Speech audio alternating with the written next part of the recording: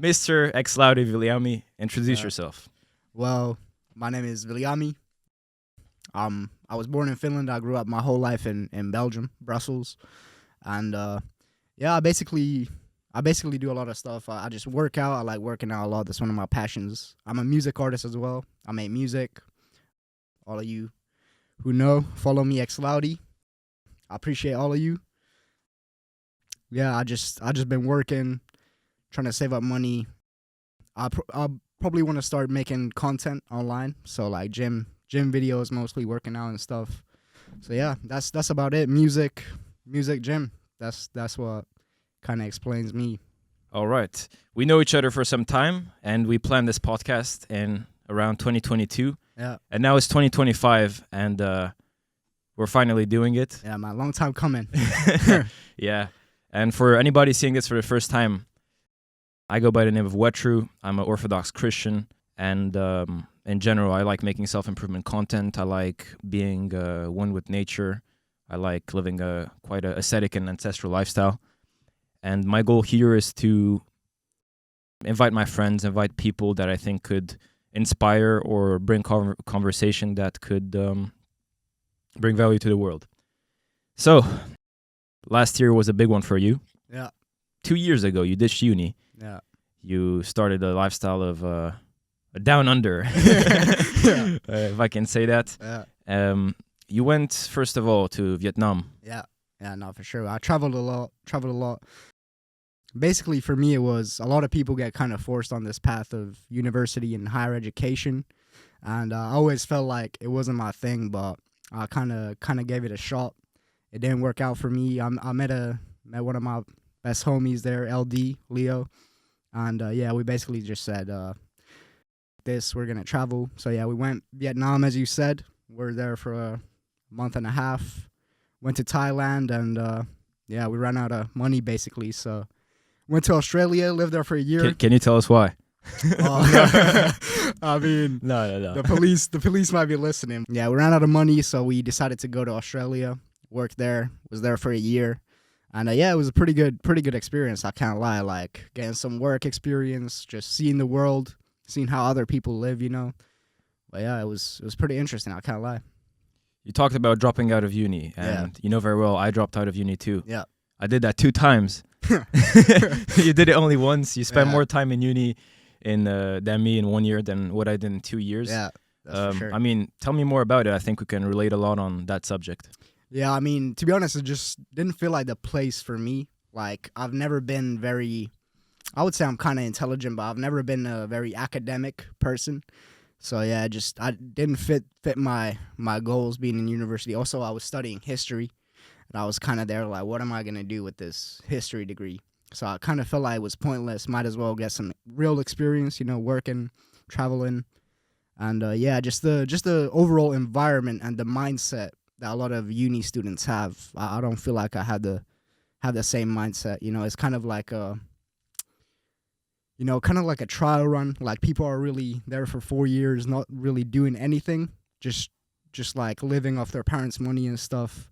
And even they don't know what they want to do with their life. So I was like, yeah, I might as well find my passions in this world, you know? Yeah, well, for me, it's pretty similar. I was planning to study business, and then I found myself in a situation where I just thought about it, and that's not what I want to do at all. Afterwards, I studied. I didn't even go there. I studied journalism and communication. I was going in class, and people around me, I couldn't really like. I had one friend that was going there too, but I couldn't really relate with that. And what I did is I dropped out, and right now I'm doing cybersecurity certifications. I was in a situation where I kind of lost hope before trying on my cards. And I applied, as you know, to uni. Yeah. And I couldn't even wake up to go for it. It's like, at some point, it just got crazy. I just didn't have any motivation to do it. Yeah. I thought there was mold in my room because I couldn't breathe in my room. I was just stressed. You know, there was mold in my soul because I wasn't doing what I wanted to do. And here I am now trying to make it work in IT, make it work with a podcast too. hopefully, as I said, inspire people. Yeah. How did you go from uni to Vietnam? What was the goal?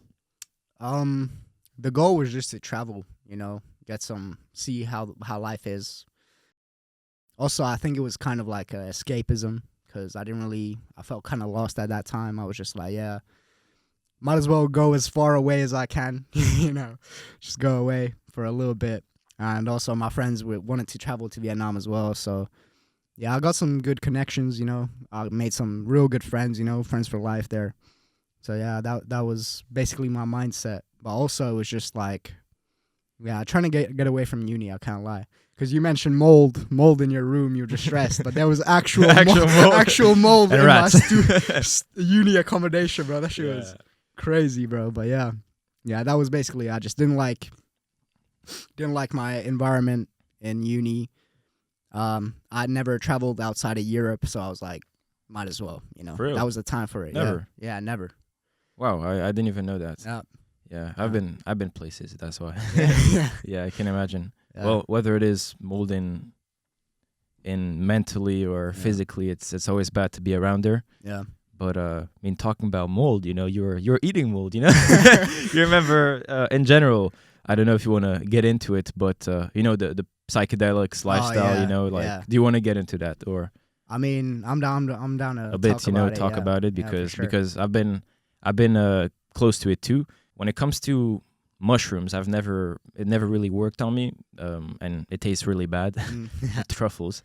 Horrible, bro. And then I did some acid, but as I thought, I met a certain God, that I was in connection with the nature and everything.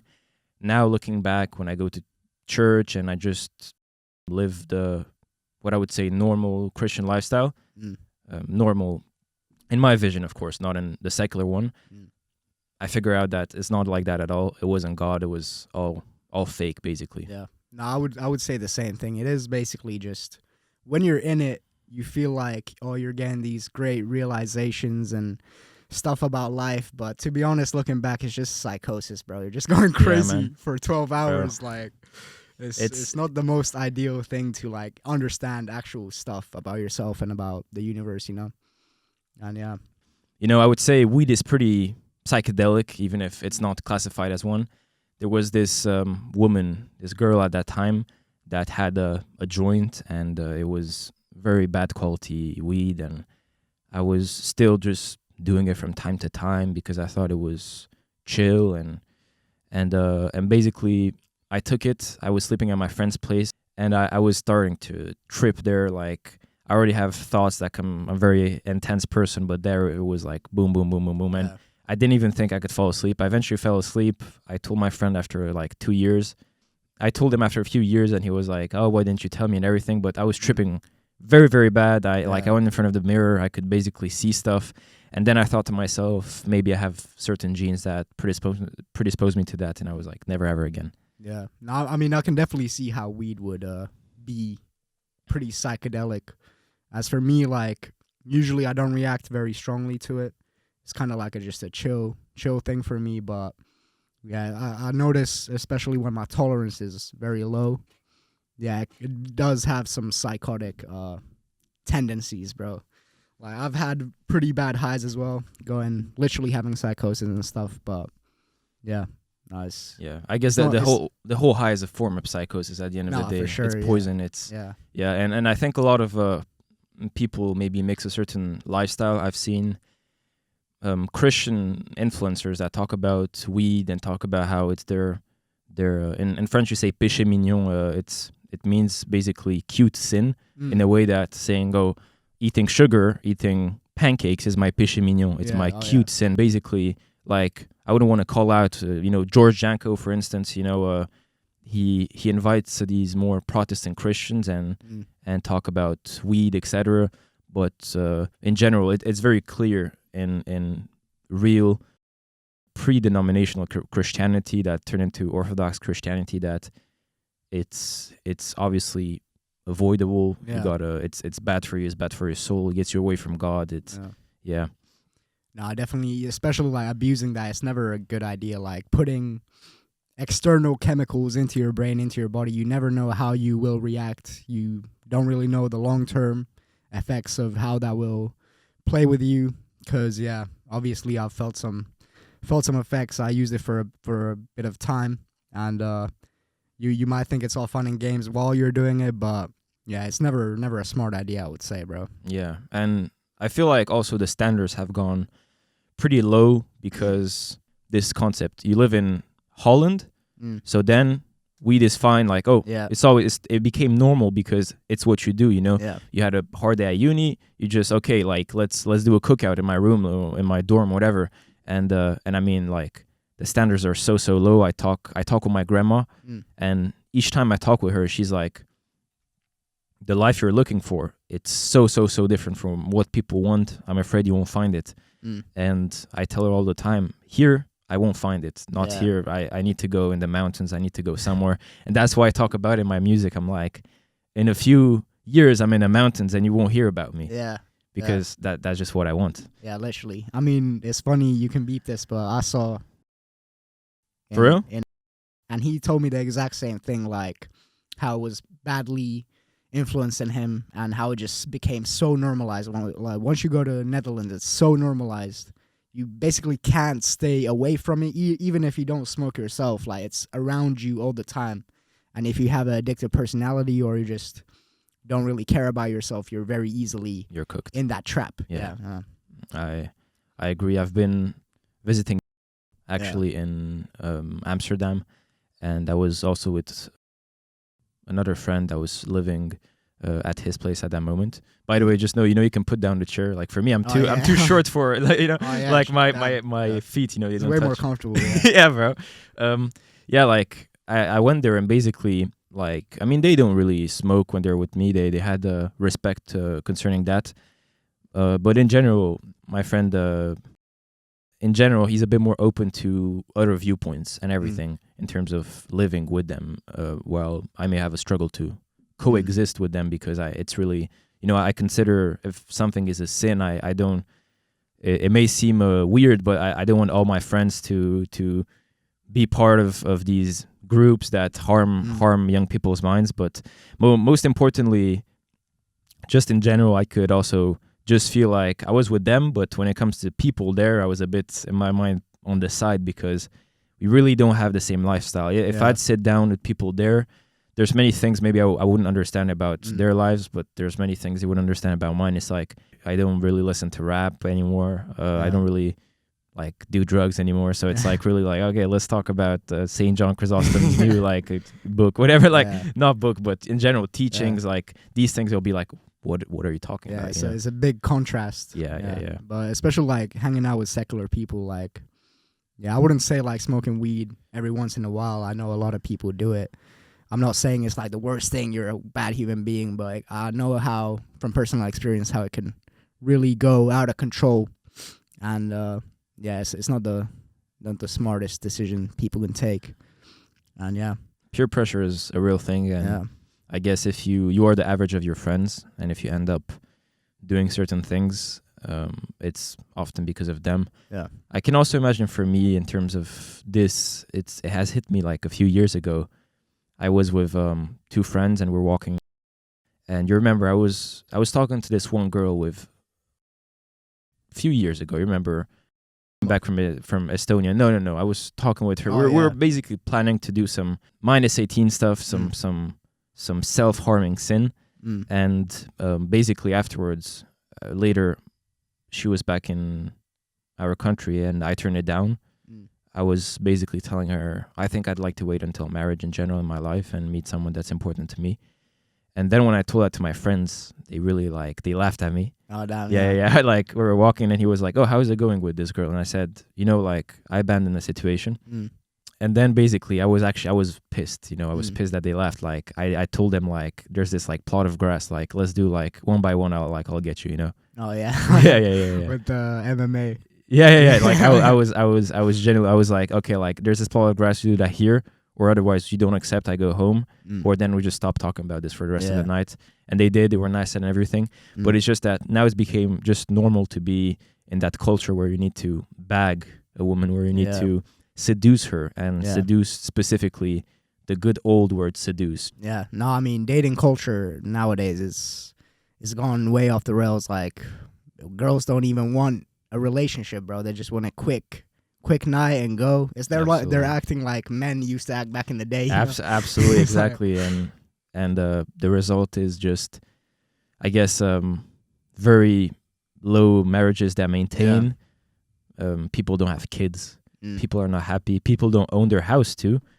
I don't think it's directly related, but it's still in the spirit. They're not looking to go away from the city.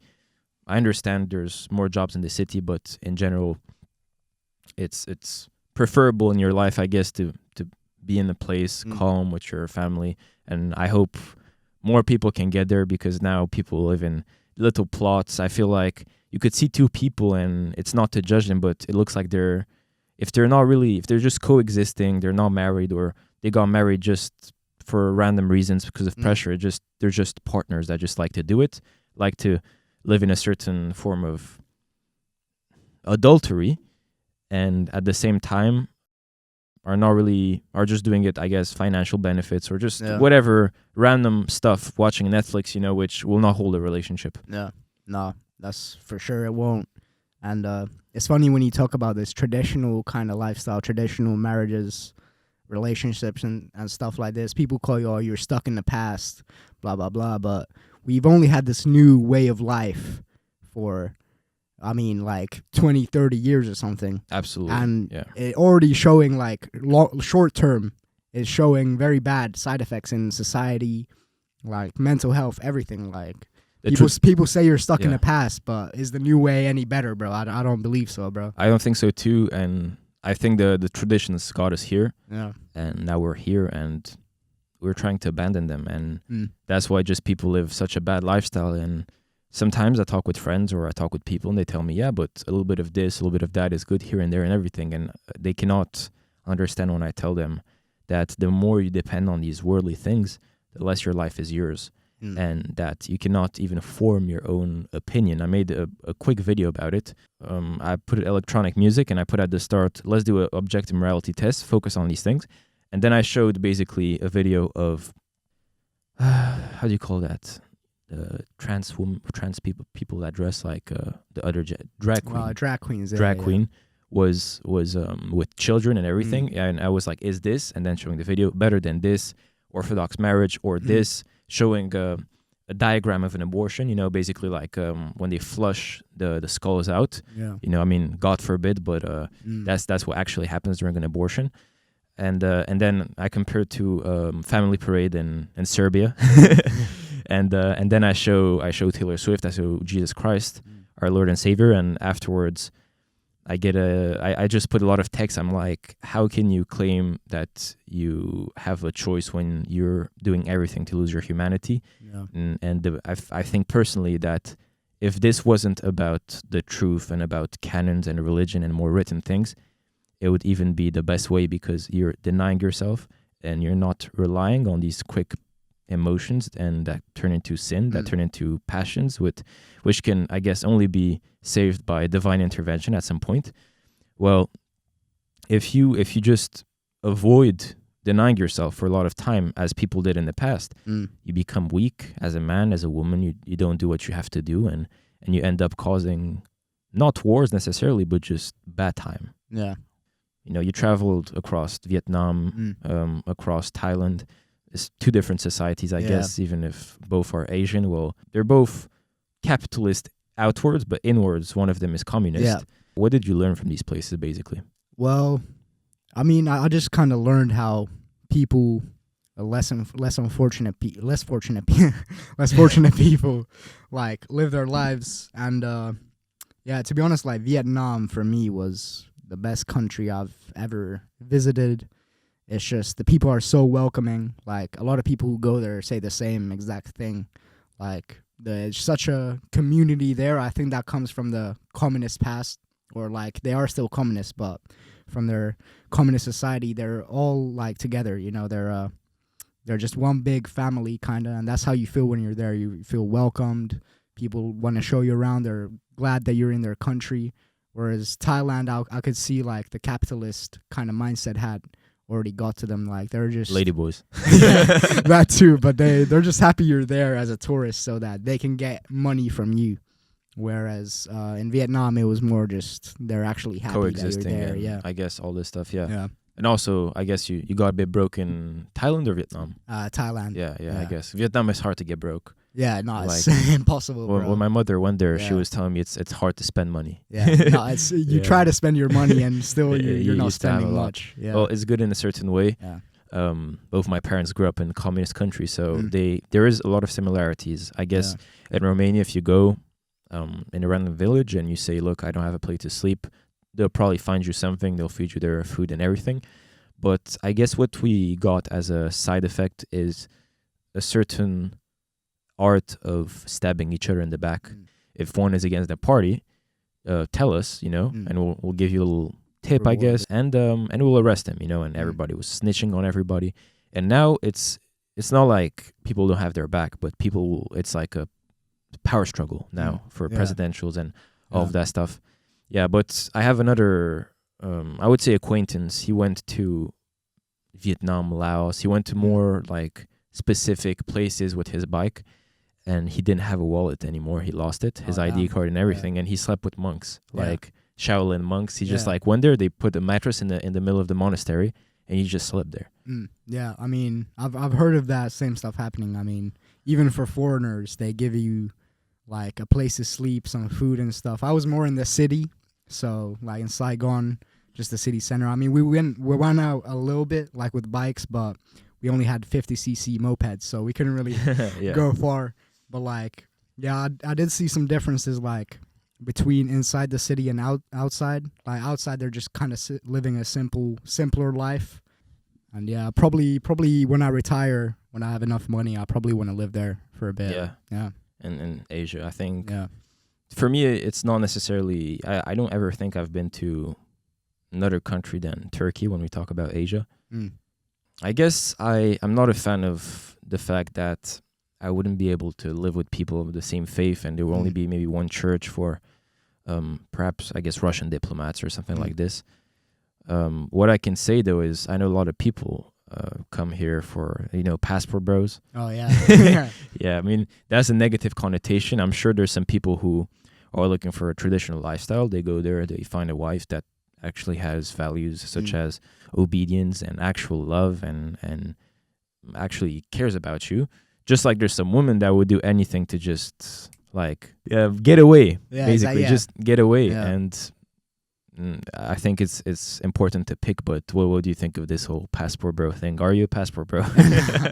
I'm not trying to be, at least. I mean, I find it kind of cringe, just like very like lower than average guys who have no shot here. They just go there because they know if they have money, they can probably find someone who wants to find a better life with them, even though they'll never be truly loyal, that like they'll never fully love them.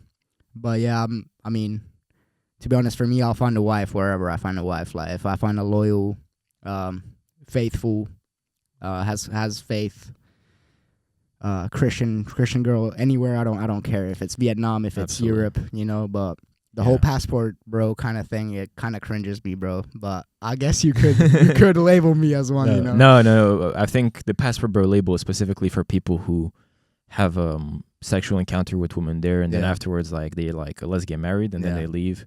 Yeah, the way I see it, I mean, we talked about it one day. I told you it's always better to get your match from a country that you don't really care about than get someone that you just have a bit of a chemistry with, but comes from the country you want, because there's a difference between the person and I guess the culture. The culture can be very, very nice, but the thing is we also are from a different culture, and statistically, I guess it's more likely, to find someone that's, I guess, Christian and that's a bit closer to us than not. I'm not saying it's impossible. I think we have a lot of things we could talk about, but when it comes to work ethic and everything, I think it's also imprinted in it in a way. It's very hard sometimes in certain countries to not let the local culture just slip away. Yeah. And be part of also the religious one. Yeah. I mean, I kind of respect it in a way, they have their they have their culture, and they're strong in it.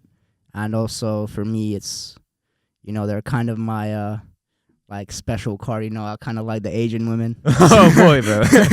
So I think it's also a bit of a psyop in general, though, because many people like Japan, Korea, and everything, but when we look at the stats of how much of them actually want kids, I think that's more in Korea. In Japan, I think they do, but I've heard, maybe someone can prove me wrong, there's just situations where if you lose your job, like your wife will like divorce you the second. Just this culture, cheating is also so common in there.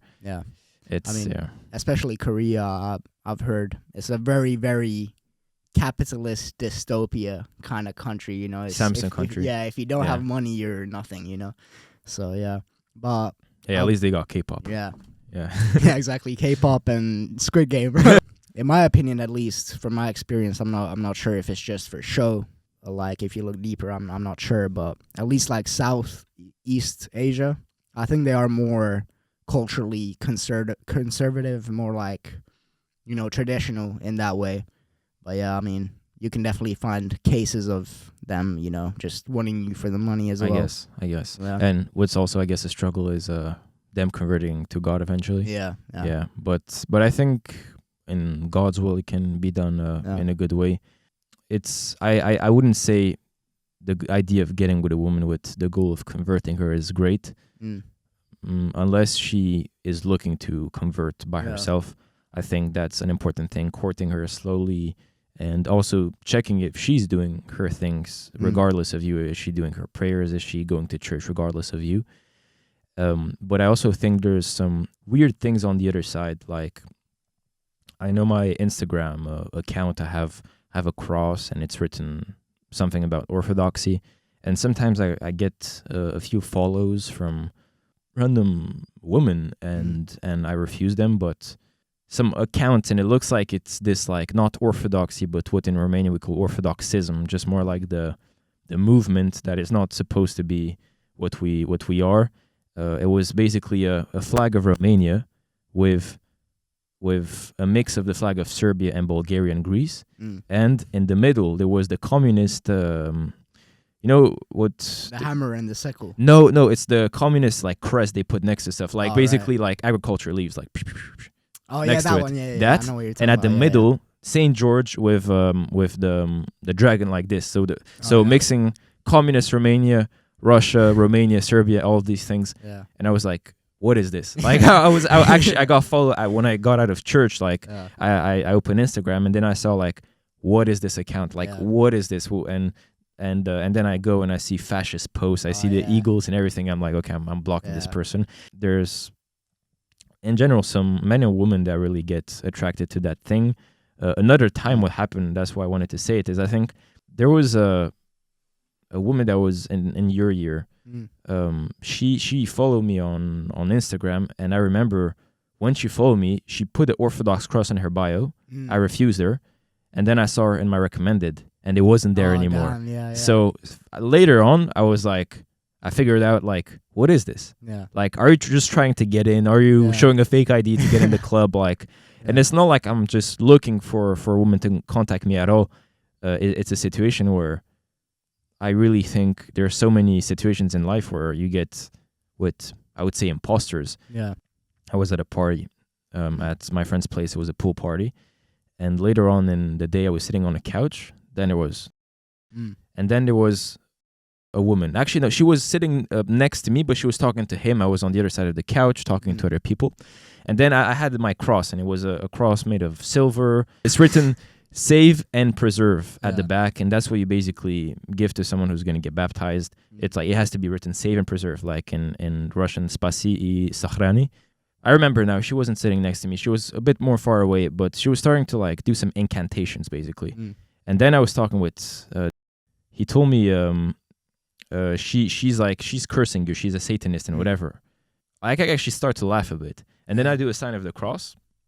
And then I start to laugh at her, and I'm like, your God is nothing. He got crushed by Archangel Michael. You're like, he's a pebble of a God. I don't even remember what she said, but she was like starting to get like angry, like a bit cursing and also saying, no, you're God, your religion fake, whatever. But the only thing in this situation that got me a bit like, I guess, believing more in God is the fact that I never, even my cross wasn't that out. She hasn't seen it. I think I was wearing a t-shirt, and if I was not, it wasn't in a situation where she could have had seen it. And she was starting to curse me. Then afterwards, I do the sign of the cross again, and I'm like, I don't remember what I said exactly. I was talking to myself in French, but she was like putting her hand like this, just like in the movies. And I think it's goofy, you know, and I don't think it works on me.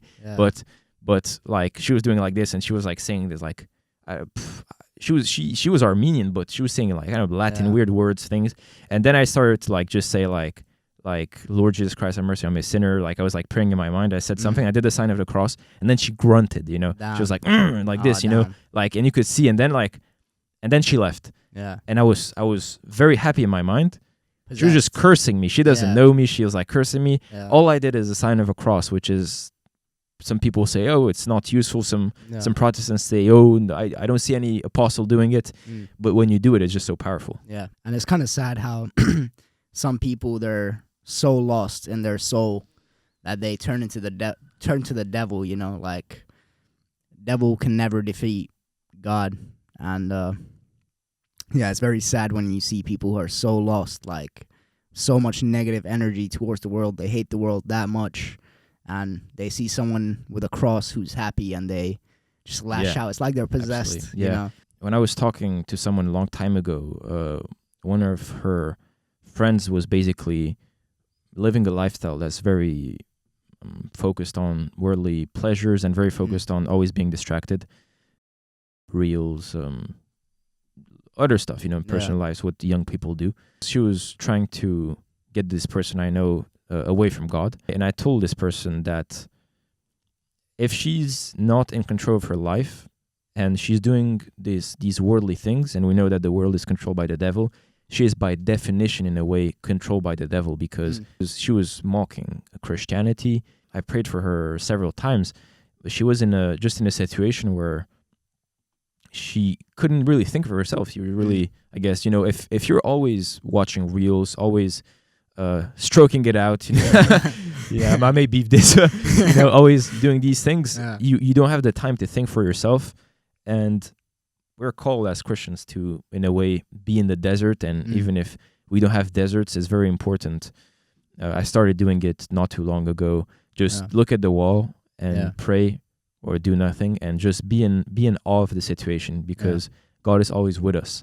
So that means that when we are alone and we do stop thinking about this whole world, we are with Him, and that is a very high form of prayer. Yeah. No, for sure. I mean, with instant gratification, like I've struggled with that as well in the past, and it's never a good thing. Like you lose yourself, literally. It's like, oh, a little bit of this, smoke a little bit of weed, doesn't matter. Oh, I'll just be on reels. But before you know it, you're addicted. You've lost complete sight of who you are, and it's very hard to sometimes bring yourself back from there, and especially like closer to God again. You know, for me, it was a very long process before. You know, I don't know if I ever believed, but to start believing, you know, for me, it was a long journey. If you're just in the room, but in your thoughts, you know, just alone doing nothing. Yeah, that's a good way to... Yeah, Father Moses talked about it, and he was talking about these saints, and I'm not sure how they're called, just hermits, basically, that became saints, that were just in Egypt. Saint Mary of Egypt is one of them, but there's also, I think, Saint John Damascus was also in the desert. Many of them, basically, yeah. Yeah, I mean, it's good for prayer. Like, if you're just with God by yourself, you know, you take one step closer to God, He takes 10,000, 1,000, exactly, 10,000 steps to you, you know. Now I would like to talk about Australia. You know, that's another part of, I guess, your life. Yeah. I remember in Australia when you got there, I was a bit worried for you in two ways, in the physical and spiritual way. And in the physical way was basically because you didn't have a place to stay yet. I was actually thinking about finding a place for you to get a cheap big car or whatever, and everybody sleeps on one seat or something. I remember that. And these things are just like, most men should be ready for that. They should be ready to live in a car if needed, to do these things, even if they're not, they should. What I also think about this is, I mean, you still got out. Yeah. I mean, you always do find a way out. And yeah, it was kind of a very spontaneous thing. Like when we went to Australia, like we literally ran out of money. We just went there to get some money, you know, work, spend our life there for a little bit. And yeah, like you said, when we came there, no house, nothing, bro. We were going to be homeless. Like we had an Airbnb for like, I think a week or 2 weeks. On the last day, we found an apartment or like a townhouse. So yeah, it would have been a very, very interesting situation if we were actually homeless there. I don't know what we would have done. Probably just find a tent somewhere. Yeah, in Holland as well. When I was in uni, like very hard to find a place to stay.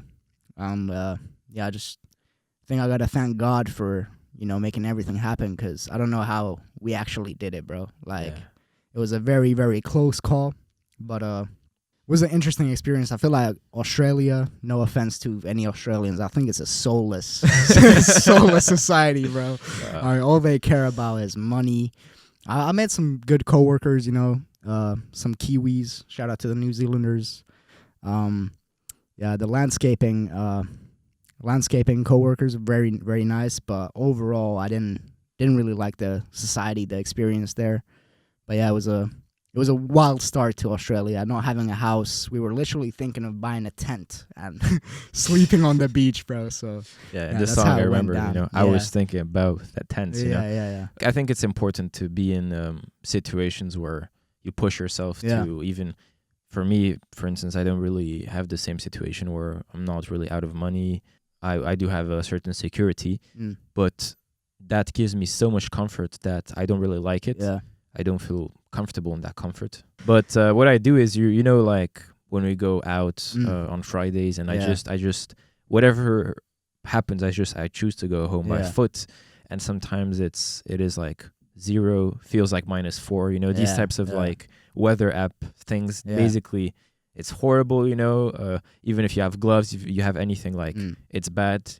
We're always kind of under equipped for this country. And then I do feel the struggle.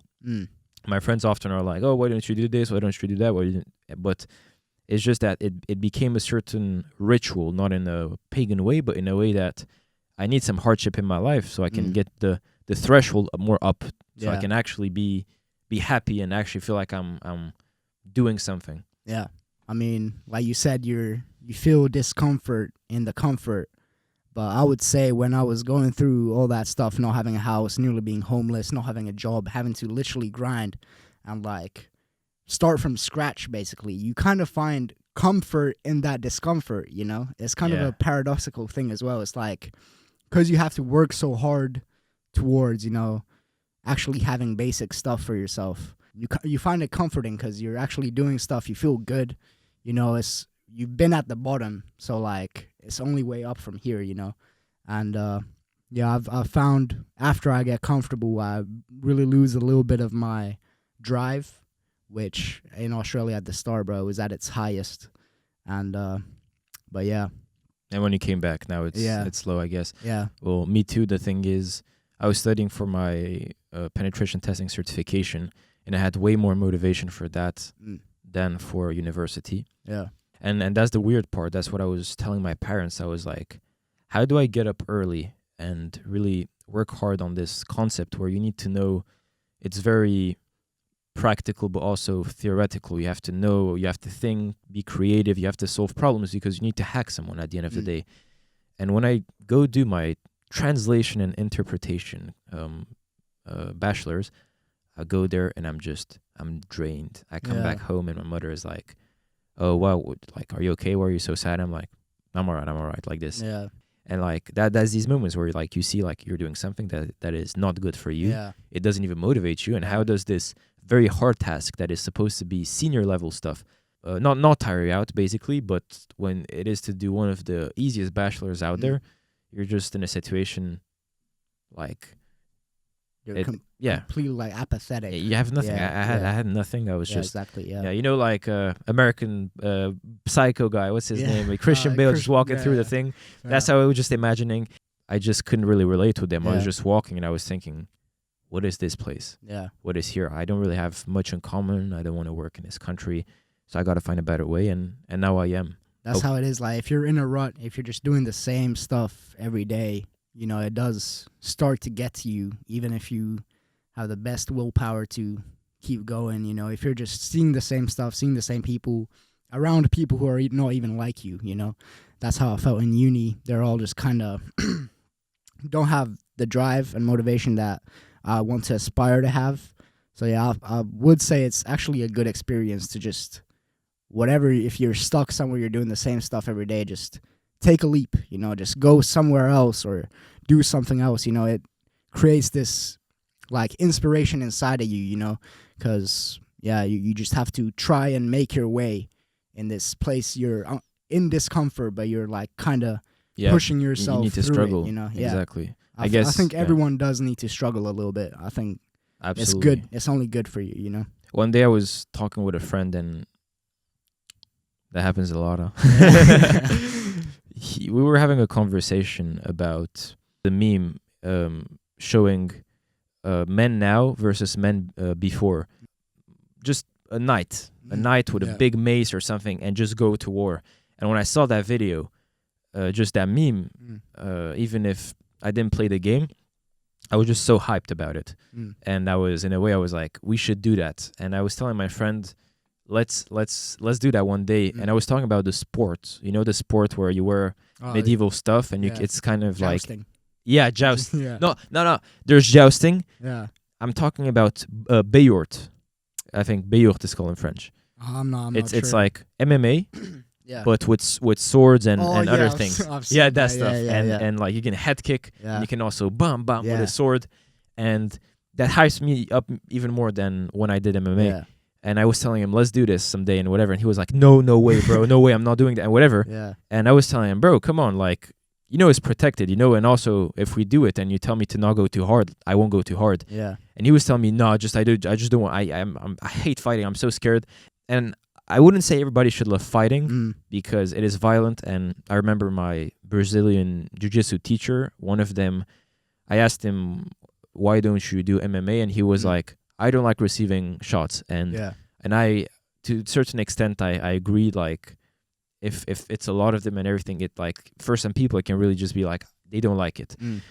But in that situation, it was more like he just didn't have that drive to try things. And I do think that anybody that is competitive at their own thing in life, their own sports, has in a certain way that drive, that drive. You know, like Djokovic is not one of the most muscular men, but he's the GOAT of tennis.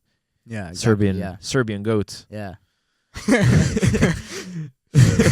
My homie, he's from Serbia.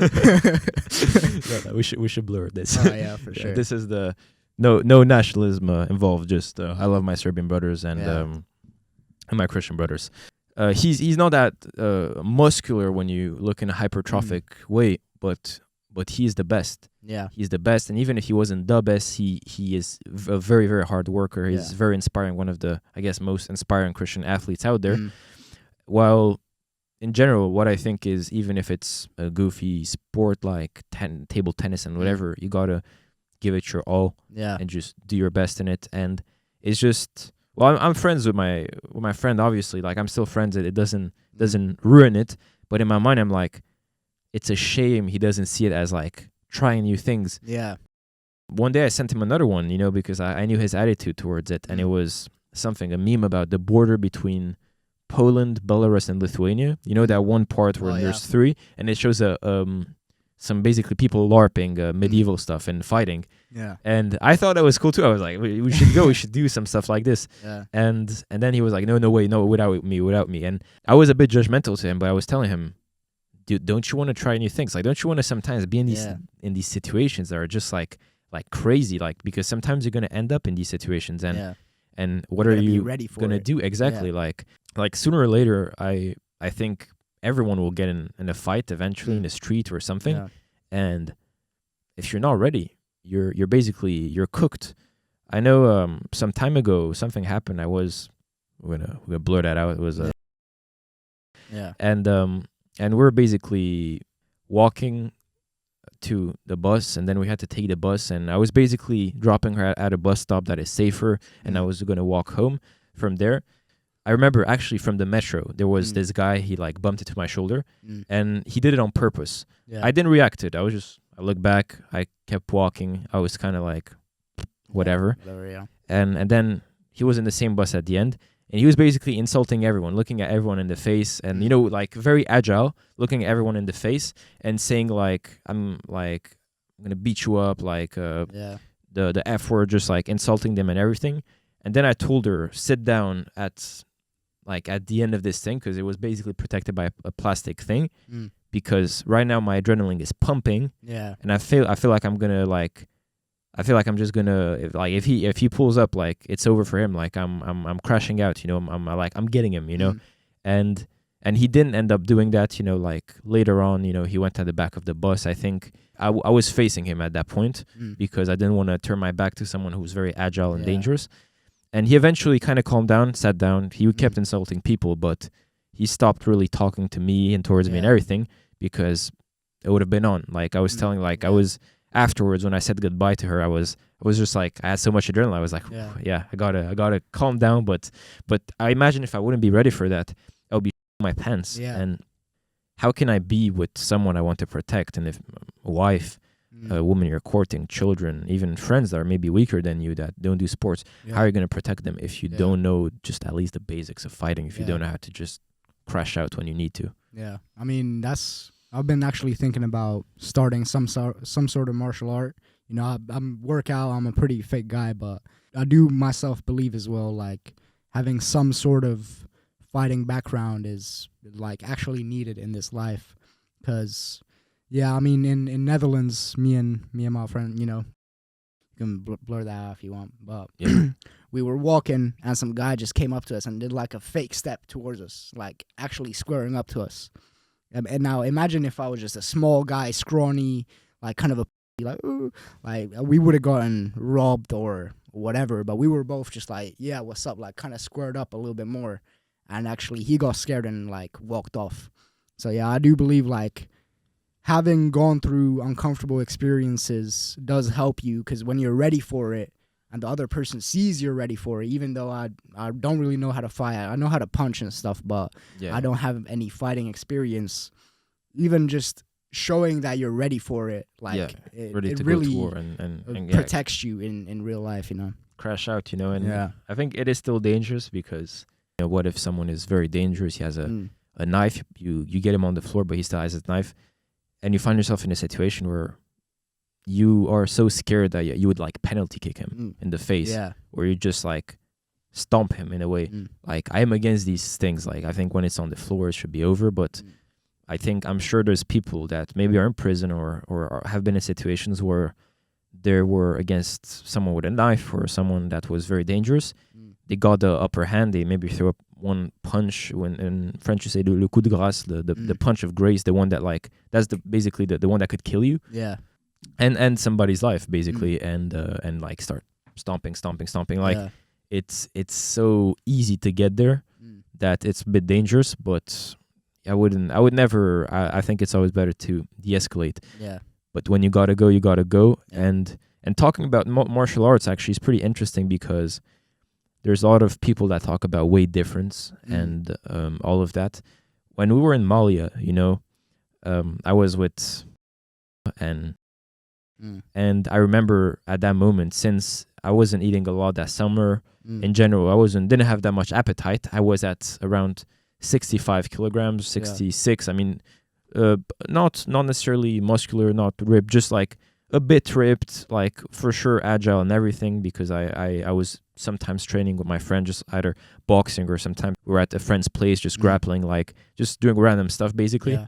And basically was trying to take me down and he could just not. And even I was surprised, because I was like, okay, in theory, if someone that is a certain weight, that is more around 85 kilograms, who's pretty big, runs at you and tries to get you, like in my mind, I even was like, I think he could get me and I would get back up quick, but he would still get me.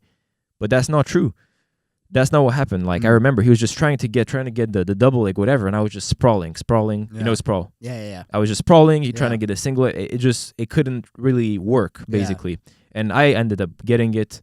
Each time I grapple with a friend that does not do it, or just fights MMA, a friend that doesn't do it, they just don't have the tendencies, you know, like, you know, when you protect yourself, you keep your hands up, and then in theory, there's this thing where like it's kind of the concept of, you know, a door, and you open the door, you close the other one, like, you know, you punch but you keep your guards, you know, exactly, and then you get to the other one. And the thing is, like, many people, like, they forget, you know, that you need to keep your guard up, including me sometimes, but like there's these whole like things where it's also in terms of like how you move, and these things that like people know, they think they know, they don't, and they get in a situation where it's just it's scary. They could just get like they would be tough against somebody that actually is about it, and they get killed in the streets.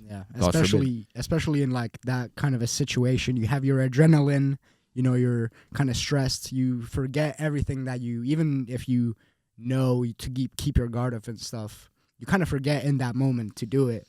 Whereas a guy who knows how to fight, has done it before, has done sparring, maybe even a couple fights, you know, they're comfortable in that stress, so they're still kind of locked in, you know, they know what they have to do. And just having that experience, they see red, but they don't see red as like other people see red. They really see red. Yeah, exactly. They already have that experience under them.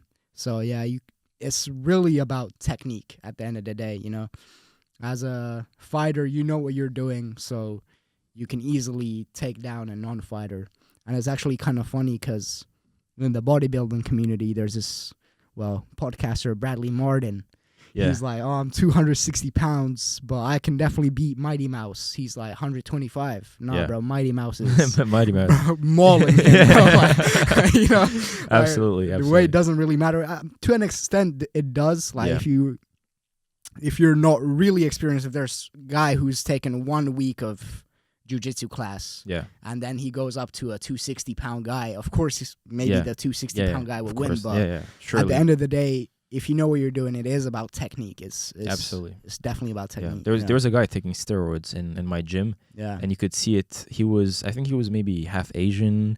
He had a lot of acne, and he was very, very big. Yeah. You know, and like just like he had his kimono he's just like this, and also his attitude. I don't think he had roid rage, because he wasn't raging at all, but he was like having a lot of facial expressions, and then like randomly looking at you like this, like just weird. But he was nice.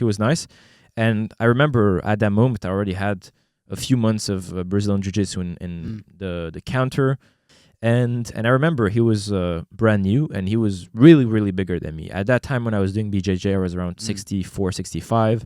I was cutting to minus 64 to do competition. And at that moment, like when he was fighting, like he was clearly stronger. Like if he wanted to, if this is what we call, it's ADCC, you can basically like, you can slam people on an ADCC competition. So if it was about this, he would probably slam me. He could just take and smash. But in the BJJ rules, I was controlling pretty well, because it's just a matter of principles. Of course, in a street fight, like I think I would have it very hard with him. At that moment, I wasn't doing MMA, but I do think that if it's with MMA, BJJ skills, a few months, there's this thing where I think you could escape him, throw a punch, move, try to just get it in a situation where you'd escape that. And of course, if he gets like the better punch and you get one, and he's just really strong, he might get you. But I think it for sure increases your chances in the streets. Yeah, for sure it does. I mean, there's no doubt about it. However much people want to say, "Oh, I'm whatever weight, blah blah, I'll kick anyone," but no, it doesn't go like this. Father Moses talked about it, and it's about, in general, rage, intensity, and using bad words. He was talking about how people using usually a lot of bad words, and people just like being angry, it's like not masculine at all, because you're just so angry about something that you cannot cope with it, that you need to like get it out of you in a way that you're like, you know, you just say a bad word like, nah, this happened, and you know, you hit something, you're like, come on, whatever. All of this in situations where it's not a big deal, or even if it is in general. We need to learn how to calm down. We need to learn how to just accept life, be a bit stone cold, be stone cold incels. Oh, wait, bro, you said that, bro.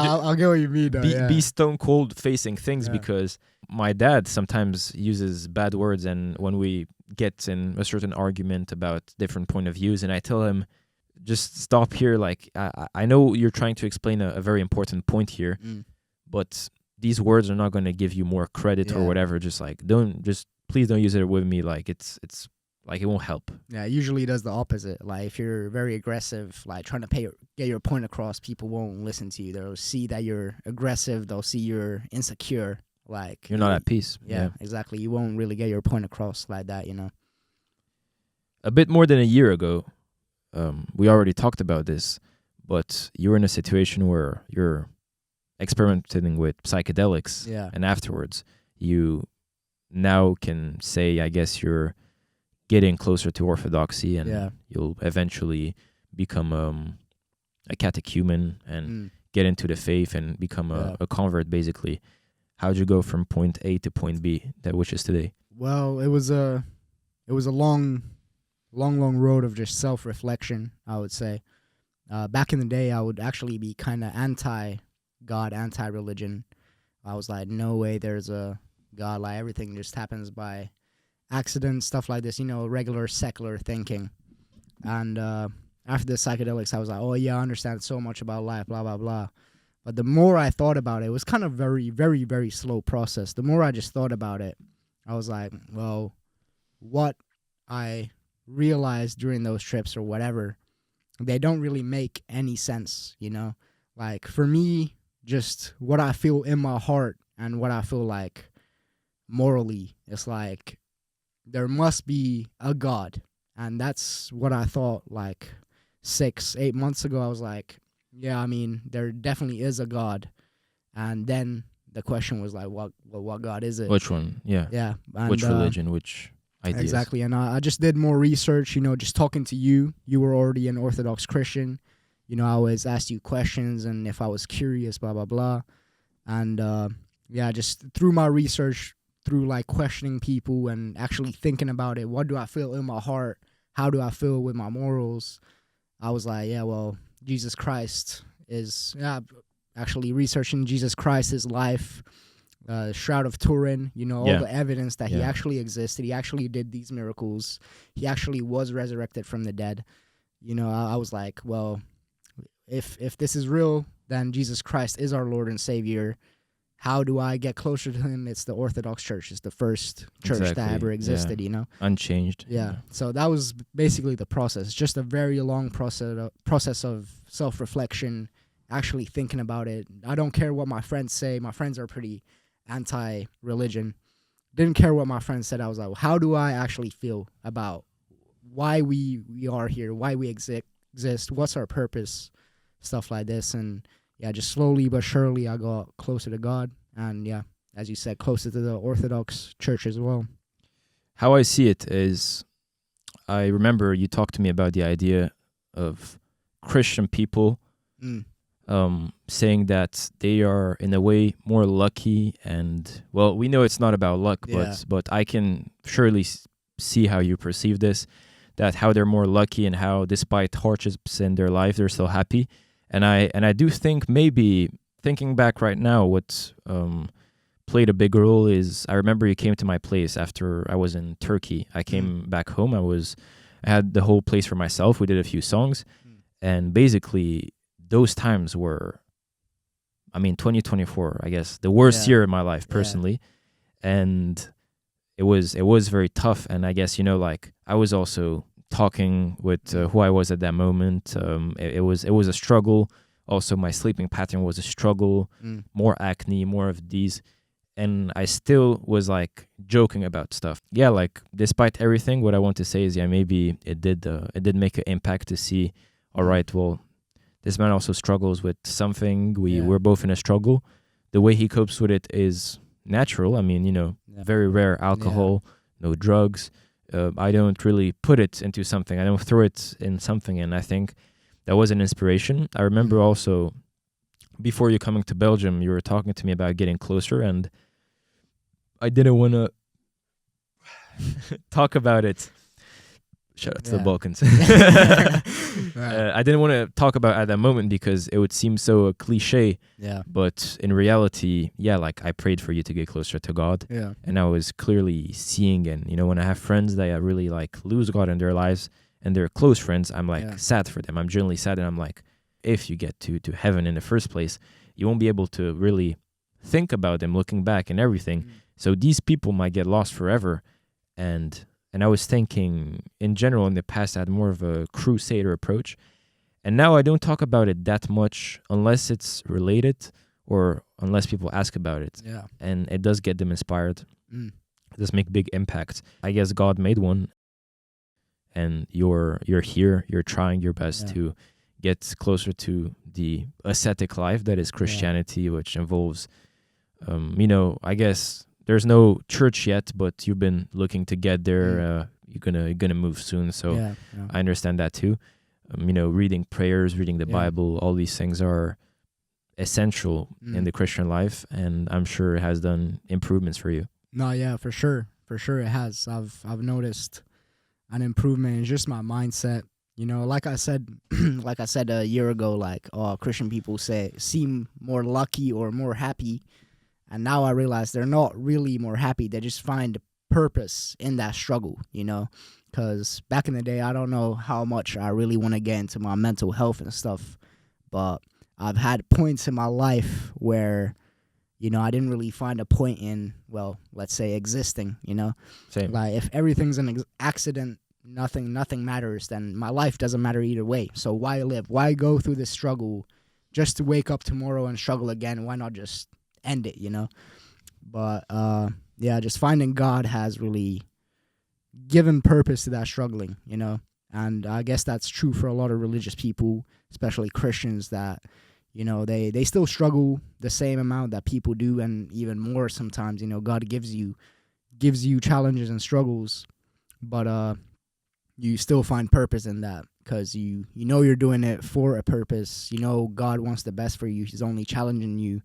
So, I mean, that's what has changed for me, mainly just praying, getting closer to God. Like, it's really just helped my mindset, like, with life, for sure, I would say so. Yeah.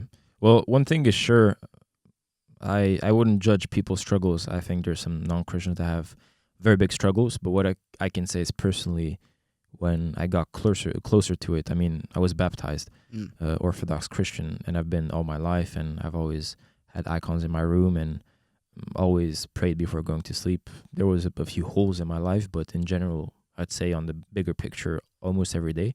But when I got closer and I started going to church without my parents, so being an adult going to church, young adult, it has gotten worse because when you're Christian and you actually are aware of your sin, and it becomes something that actually you understand that before sin, when you're a kid, I think you need to start to confess at around 6 years old. And it's obviously not the same. I mean, if you confess at 6, it's probably like, it's really to teach you how to confess. It's basically, okay, did you hit a kid at school? Did you insult someone? But I started confessing, and I never confessed before. And it was like, at that moment, 18 years of not doing that. So in my mind, I was like, and I went to church that day on Easter Day. And the priest, I remember he was just exceptionally, he was supposed to lead the liturgy. And usually when one priest leads the liturgy, the other one does confession. Or it's usually just set up a certain way. But he just exceptionally did a confession for me because I contacted him. He's my priest now. And I remember when I was confessing my sins, I was like, where do I even start? Because like, it's just, there's so much I did in my life. I'm considering what I did as a kid. It's still like, at that moment, wasn't forgiven. And the idea is that you cannot always bring up everything because your confession is not supposed to, some priests allow it, you having your phone as a list. But I've noticed myself that I don't feel like it's honest when I have a list. I just feel like I'm cherry picking and like choosing I'm just finding a way to like say that I sinned, just trying to get the list long. But in reality, I'm doing the ones that I can remember. So I'm counting on my fingers, whatever I'm remembering. And later, if I forget something, my priest told me take communion and next time confess it if you remember something new. And unless it has already been forgiven and you already confessed it. And basically, what I want to say is when you're aware of it, so before sin was a law, and now sin is actually, I understand that hell is not a place where there's fire that's far away from there. It's just you're close to God, but it's an effect of you hating him. Yeah. And when you do sin, it's an act of hate, it's an act of self-harm. You ruin the world, you ruin yourself. I do everything to get far from God, and I don't want it, and it's against my will. Yeah. So I would definitely say it's more of a struggle, but I feel like it's the realest one because, before I was struggling with prescription medication, and I can fairly say that I beat that, I don't like saying I beat addictions because, the second you say you beat lust, what happens there? You get lustful. Yeah, exactly. You beat cigarettes. Oh, okay, it's new cigarette, whatever. It just teaches you to calm down. But I'm happy because I don't feel like I want to take prescription meds. I just stopped them. I cold turkeyed it. My psychiatrist was like, "What are you doing?" Because he knew that you had to do a specific thing. I had dreams where I was bugging out, like everything was glitching in my dreams. It's like a Black Mirror episode. But I got out of it, and at the end of the day, I think living this lifestyle with this struggle, which, yes, I might be smiling less, I might be thinking about different things, is always better than living a lifestyle where you're just not aware. You're not aware that you're far from God, and the price you have to pay later is 10 times, a billion, infinity times worse. Exactly. Like when you become aware of what you're doing is bad, not only, let's just say God doesn't care if you sin. I mean, it's literally bad for you. Like, sinning is bad for you. Like, when you become aware of all the sin that you do and how it's affecting you, you do struggle more, you're right. But also, at the same time, like, bringing back to the uncomfortability, it does build you. Like, when you notice that you're sinning, okay, I'm going to fight hard to not do this again. Even if you will fall into it again, we're all humans at the end of the day. You're still aware of it and you're still fighting hard to, stay away from it. Kind of like, well, not to bring it back to the gym, but kind of like if you're at the gym, like you just train to mild discomfort, you don't really care, you just do whatever, you're not going to grow that way. It's only when you go past your limits and you go to that uncomfortable zone in you that you see results. Same mentally, when you're uncomfortable, God gives you these struggles. That's how you grow mentally. If you're just, I'm stressed, I'm going to drink this beer, I'm going to smoke a joint, I feel good. You only feel good for a couple hours, then you're back, But if you actually just stay away from that and actually face yourself in the mirror and try to fight these urges that you have or fight whatever you're going through, that's when you see the growth, Trying to stay away from the sin is the best thing you can do for yourself. Yeah.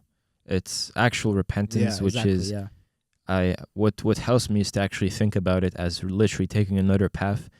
And what feels the most powerful in God is just like when you have that temptation to do something, just tell yourself like, I'm not going to do it. And even if like I would die right now, like in this situation, like I remember some time ago, I had very lustful habits and one day, and I was repenting very good. And one day I had a dream where basically I like it's very, very, very vivid. And basically, I thought I would die if I wasn't lustful. And when I woke up, I was like, I prayed, and I was thinking, it's very funny because it's not gonna kill me. It's only gonna get my life. I'm just starving my sin right now, and it's working so good that the devil is hardly getting to me here. He's getting to me in my dream. He's trying to. There's a saying. I don't know it by heart, but it's saying that the devil is always trying to, there's 7 ways that he can get to you by telling you you're too good, by telling you you're too bad, getting to this, getting you to be angry, to be too, talking about alcohol. I know for me, there's a 100% rate. When I drink alcohol, I am depressed afterwards. Yeah. I feel infertile. I sleep bad. Protein synthesis. Goodbye, exactly. You're not growing at all. You're not growing anything. You're not growing as a person. And I feel 100%. I don't feel suicidal because I don't think it's an option, but I just feel like, what did I just do? I feel like a little like a little slug. I feel like a little Yeah. insect. All of this just for the feeling. I like how certain alcohols taste, Yeah. like just a bit Yeah. for experiencing or cooking with it. Yeah. But after I drinking, I feel like a larva, and Yeah, I want to yeah. hide myself in my bed because Yeah. next thing you know, I got drunk, and I need to confess it too eventually. Yeah, And I didn't even do it, and I didn't even want to do it. Yeah, and you didn't. But I even, didn't- you didn't even enjoy it at the end of I the didn't day. enjoy Yeah, it, Yeah. and I end up doing it. Yeah, exactly. Yeah. Yeah. No, that's the same. I would say for weed as well. Like you smoke a joint, you feel good for a little bit, then you're like, oh, what did I do? Yeah. You feel like again. You have to smoke another and another and another. Blah blah blah. You keep going, and that was basically my lifestyle for a bit.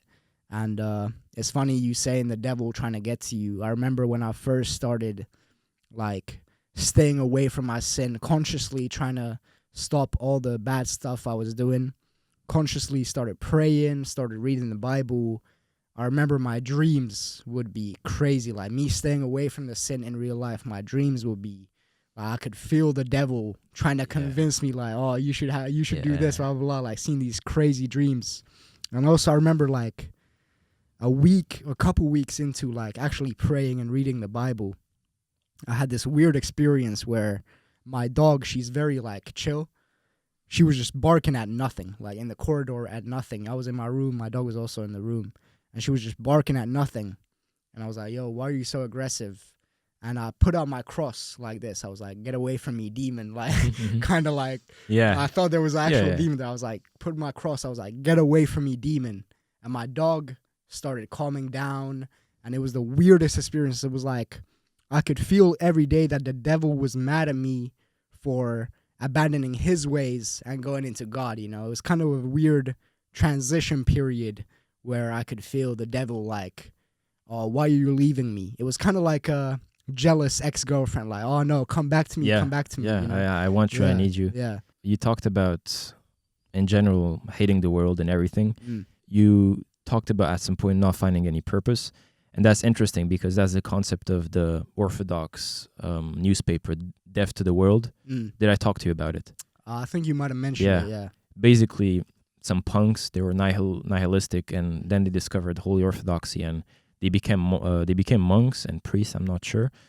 And basically, they changed the whole idea of nihilism, where, yes, this world doesn't matter. This world should burn in a way. The passions, which are basically sin that has been just set for a long time, a passion. Deaf to the passions, deaf to the world. And the idea is to basically, say deaf to your sins, deaf to all this stuff that is temporary, and focus on God. And it has changed a lot of people's lives. Like, they went from punk, nihilistic, let's take drugs, God doesn't exist, to there's a God, and everything here is not important, so let's focus on Him. They go to church, and they become new people. And yeah. No, that's for sure. I would say I've experienced that exact transition myself. I could see that, and for me, it was like that too, in a way. Did I tell you about the gay teacher story with the devil? No, you haven't, no. Well, it's an interesting one, surely. But basically, one day, it was before the exams, the final exams to get my high school diploma. Yeah.